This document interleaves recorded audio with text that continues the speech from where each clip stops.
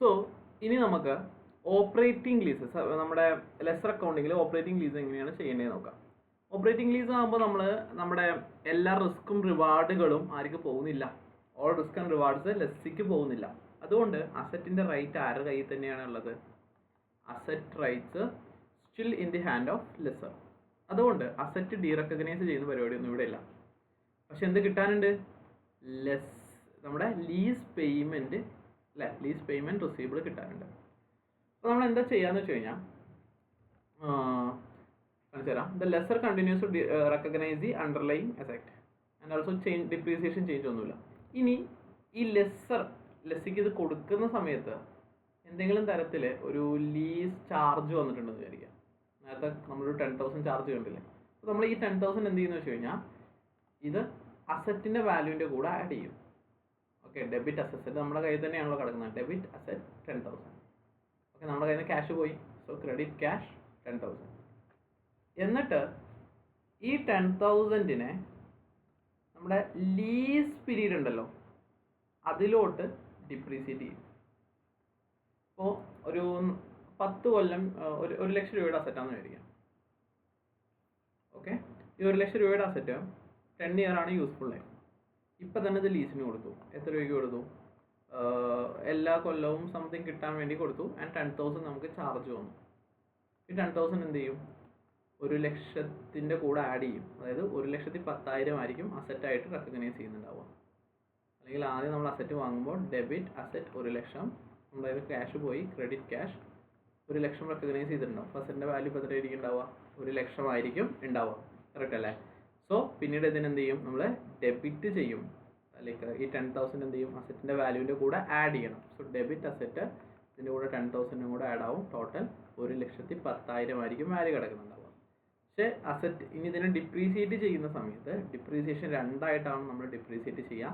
ഓർമ്മയുണ്ടോ നമ്മുടെ PPE സ്റ്റാൻഡേർഡിൽ ഇങ്ങനെ ഒരു സംഭവം, ഫയർ ആൻഡ് സേഫ്റ്റി എക്യുപ്മെൻറ്റ് ഓവർഫുള്ളൊക്കെ പഠിച്ചത്? Same treatment.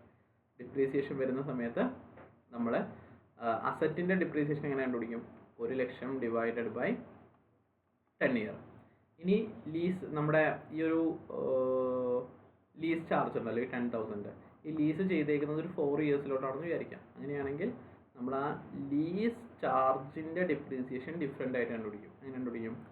ലീസ് ചാർജിൻ്റെ ഡിപ്രീസിയേഷൻ 10,000 ഡിവൈഡഡ് ബൈ ലീസ് എത്ര കൊല്ലത്തോട്ട്? 4 കൊല്ലത്തോട്ട്. സോ ടോട്ടൽ നമ്മുടെ ഡിപ്രീസിയേഷൻ വരിക 1 ലക്ഷത്തിന് 10 കൊല്ലം എന്ന് പറയുമ്പോൾ 10,000 ഈ 10,000-ന് 4 കൊല്ലം 2,500 ഡിപ്രീസിയേഷൻ, ടോട്ടൽ 12,500 ആയിരിക്കും ഡിപ്രീസിയേഷൻ ആയിട്ട് കുറയുന്നുണ്ടാവും. മനസ്സിലായോ? ദാറ്റ് ഈസ് ലീസ് ടൈമിലോട്ട് നമ്മൾ എന്ത് ചെയ്യണം? അമോർട്ടൈസ് ചെയ്യണം അല്ലെങ്കിൽ ഡിപ്രീസിയേറ്റ് ചെയ്യണം. ഇനി റെൻറ്റ് നമുക്ക് ഇനി എന്ത് കിട്ടും? റെൻറ്റ് കിട്ടും അല്ലേ? ഓപ്പറേറ്റിംഗ് ആണ്. സോ റെൻറ്റ് കിട്ടും. സോ ക്രെഡിറ്റ് ടു P&L നമ്മളൊരു ഇൻകം ആയിട്ട് കാണിക്കും സ്ട്രേറ്റ് ലൈൻ ബേസിസിൽ. എന്താ സ്ട്രേറ്റ് ലൈൻ ബേസിസ് എന്ന് പറഞ്ഞു കഴിഞ്ഞാൽ ഇപ്പോൾ ടോട്ടൽ നിങ്ങൾക്ക് 5 ലക്ഷം രൂപയാണ് ലീസിൻ്റെ അമൗണ്ട് കിട്ടാനുള്ളത്.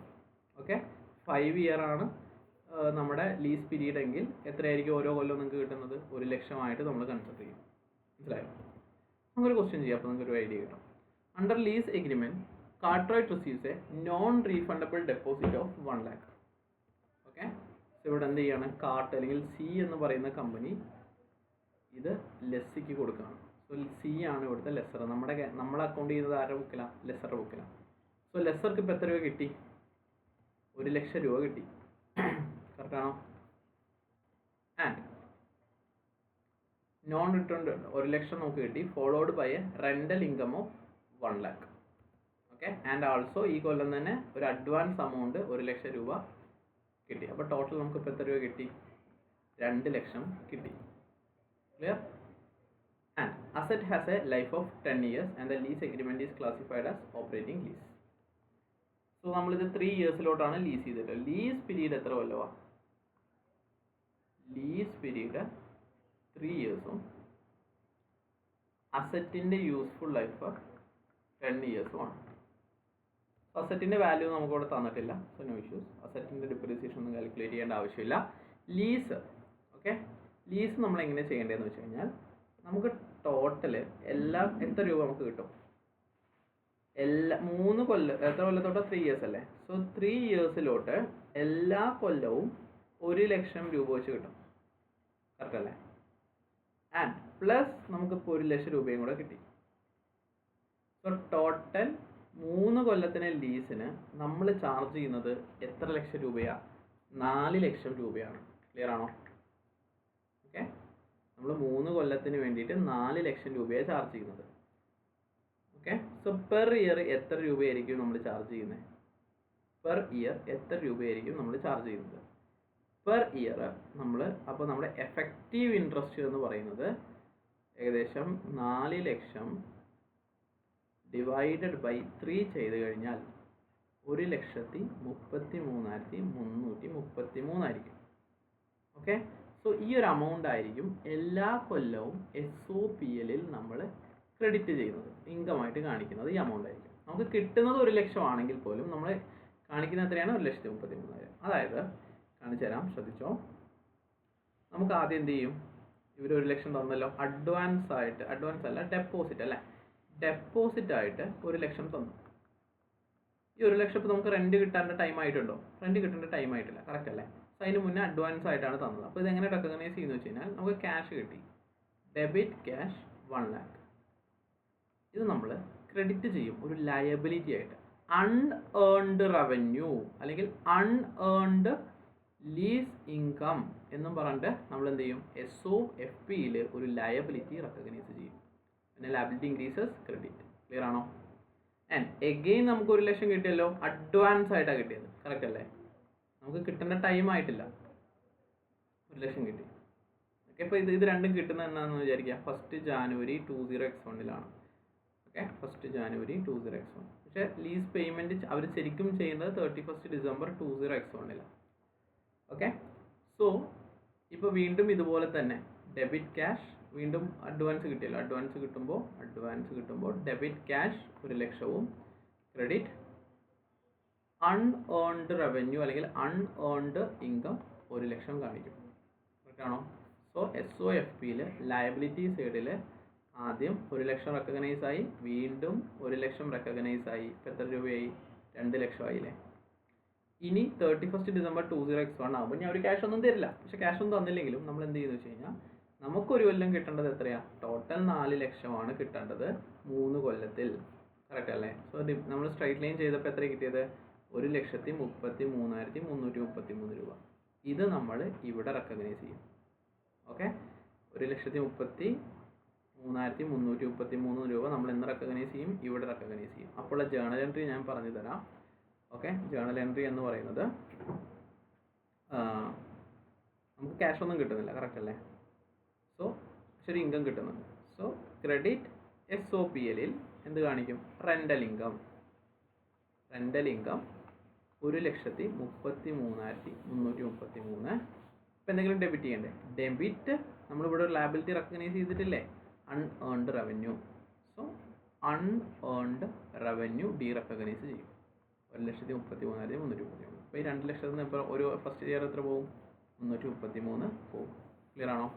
സോ അപ്പോൾ നമ്മുടെ ഇത് എത്രയായി മാറും? ബാലൻസ് 66,667 രൂപയായിട്ട് മാറും. ക്ലിയർ ആണോ? ഇനി സെക്കൻഡ് ഇയറിലും കൂടെ പറഞ്ഞു തരാണ്. സെക്കൻഡ് ഇയറിൽ നമ്മൾ ചോദിച്ചിട്ടില്ല, എന്നാലും ഞാൻ പറഞ്ഞു തരാണ്.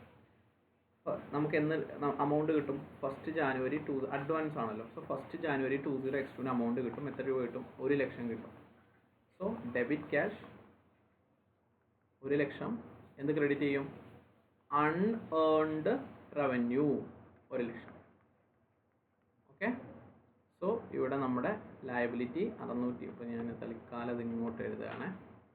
ഓക്കെ, ഫസ്റ്റ് നമുക്ക് 2 ലക്ഷം കിട്ടി. അതിൽ നമ്മൾ 13,000 ഈക്വൽ ടു 4 ലക്ഷം ഡിവൈഡഡ് ബൈ 3 13,333 രൂപ റെക്കഗ്നൈസ് ചെയ്തു. ക്ലോസിങ് എത്രയുണ്ട്? 66,666 ഉണ്ട്. ഓക്കെ, ഇനി ഇതിലോട്ട് നമ്മൾ എന്ത് ചെയ്യും? ഈ കൊല്ലം വീണ്ടും അഡ്വാൻസ് ആയിട്ട് കിട്ടി. സെക്കൻഡ് ഇയർ എത്ര കിട്ടി? 1 ലക്ഷം കിട്ടി. കറക്റ്റ് ആണോ? 1 ലക്ഷം കിട്ടും. സോ ഡെബിറ്റ് ക്യാഷ് 1 ലക്ഷം എന്ത് ക്രെഡിറ്റ് ചെയ്യും? Credit unearned revenue. സോ 1 ലക്ഷം കിട്ടുന്നു, അൺഏൺഡ് റവന്യൂ ആയിട്ട് കാണിക്കുന്നു. അൺഏൺഡ് റവന്യൂ 1 ലക്ഷം. സോ നമ്മുടെ ലയബിലിറ്റി എത്രയായി മാറുന്നു? ടോട്ടൽ 1,66,000 സംതിങ് ആവും. എന്നിട്ട് 31st December 20x2 ആകുമ്പോൾ നമുക്ക് അപ്പോൾ അവർ പേയ്മെൻ്റ് ഒന്നും തരില്ല. പക്ഷെ നമ്മൾ എന്ത് ചെയ്യും, ഒരു ലീസ് ഇത് റെക്കഗ്നൈസ് ചെയ്യും. ഡെബിറ്റ് അൺഏൺഡ് റവന്യൂ ലയബിലിറ്റി നമ്മൾ കുറയ്ക്കും. എത്ര കുറയ്ക്കും? അഗെയിൻ 1,33,333 രൂപ കുറയ്ക്കും. ഓക്കെ ആണോ? എന്ത് ക്രെഡിറ്റ് ചെയ്യും? ക്രെഡിറ്റ് നമ്മുടെ റെൻ്റൽ ഇൻകം എന്നും പറഞ്ഞിട്ട് നമ്മൾ ഈ ഒരു എമൗണ്ട് കാണിക്കും. 1,33,333 രൂപ. ഓക്കെ ആണോ? ആൻഡ് അപ്പോൾ ഇവിടുന്ന് ഈ ഒരു എമൗണ്ട് കുറഞ്ഞു. നമ്മുടെ ക്ലോസിംഗ് ബാലൻസ് എത്രയായി? 31st December 20x2 3,33,333 രൂപയാവും. ദെൻ 1st January 20x3 അവരെന്ത് ചെയ്യും? വീണ്ടും അഡ്വാൻസ് പേയ്മെൻറ്റ് തരും. എത്ര രൂപ? 1,00,000 രൂപ. കറക്റ്റ് ആണോ? സോ നമ്മൾ എഗെയിൻ ഈ സെയിം ജേർണൽ എൻട്രി ഇവിടെ പാസ് ചെയ്യും. ആൻഡ് 31st December 20x3 ആകുമ്പോൾ നമ്മൾ എന്ത് ചെയ്യും? നമ്മുടെ ഇപ്പോഴത്തെ ക്ലോസിംഗ് ബാലൻസ് എത്രയായിട്ടുണ്ടാവും? ക്ലോസിംഗ് ബാലൻസ് നോക്കിക്കോ.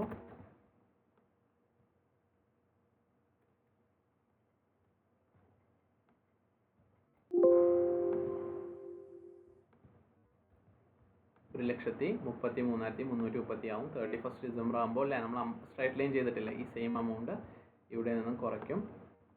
ഒക്കെ ഒരു ഇൻകം കാണിക്കും. സോ നമ്മുടെ ക്ലോസിംഗ് ബാലൻസ് മൂന്നാമത്തെ ഇയറോട് കൂടിയിട്ട്, ശ്രദ്ധിച്ചോ, മൂന്നാമത്തെ ഇയറോട് കൂടിയിട്ട് 0 ആയി.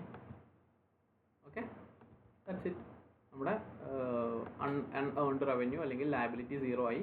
3 കൊല്ലവും ഇൻകവും വന്നു. കറക്റ്റാണോ? ഇത്രേ ഉള്ളൂ. സിമ്പിൾ അല്ലേ? സോ ഇതാണ് നമ്മുടെ ഓപ്പറേറ്റിംഗ് ലീസിൽ നമുക്ക് ചെയ്യാനുള്ളത്. ഓക്കെ, അടുത്ത പുതിയൊരു കൺസെപ്റ്റ് നിങ്ങൾ പഠിക്കുന്നത് സബ് ലീസ് ആണ്. സബ് ലീസ് നമുക്ക് അടുത്ത വീഡിയോയിൽ പഠിക്കാം കേട്ടോ. ശരി, നന്നായിട്ട് പഠിച്ച് മക്കളെ. ക്വസ്റ്റ്യൻസ് ചെയ്ത് നോക്കണം കേട്ടോ.